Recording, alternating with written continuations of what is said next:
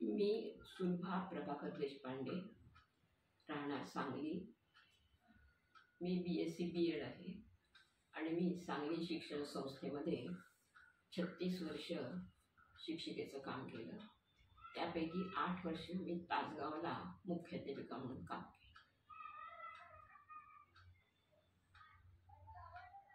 मला हे मी आत्ता पण कविता म्हणणार आहे ती ह्याच्याहून नाही. मला आजही आठवतंय माझं बाळ दारात बसून माझी वाट पाहणार, धावत येऊन मला बिलगणार. पण मी कुठे मिठीत घ्यायचे, माझे हात रिकामे नसायचे. हातात असायची पेन, पेन्सिल, पुस्तकं, वह्या, पर्स आणि अर्धवट खाल्लेला डबा.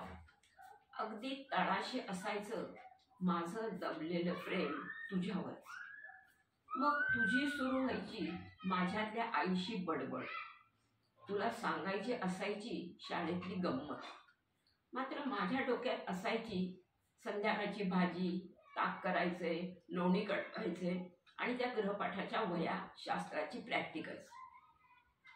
आई, बाई मला उगीचच रागावल्या बघ, उद्या शाळेत पोचवायला येशील. अखंड बडबड आणि माझं न ऐकताच हं हं. रात्री तुला गोष्ट सांगताना सैलावत जाणारी तुझी मिठी, झोपेतला तुझा निरागस चेहरा, 1000 स्वप्न बघणारे तुझे मिटलेले डोळे. तुझं बोट धरून तुला शाळेत पोचवायचं तर तूच यायचास मला बस स्टॉपवर टाटा करायला. प्रत्येक वेळी डोळ्यातलं पाणी अडवताना खूप त्रास व्हायचा रे. मी तुला थोपटत राहायची.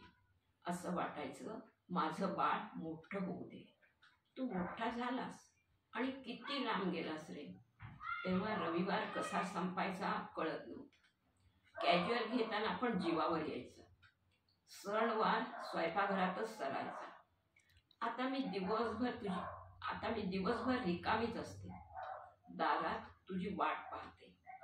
तुझ्याशी खूप बोलायचंय, तुझं खूप ऐकायचंय.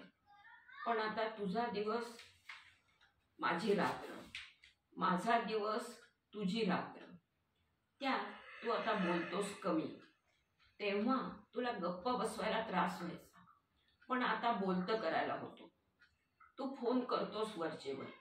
तुझी तब्येत कशी आहे, बाबा कसे आहेत, ताई स्मिता कसे आहेत, अपूर्वची परीक्षा केव्हा, मामाचा फोन आला होता का. संपलं की रे बोलणं.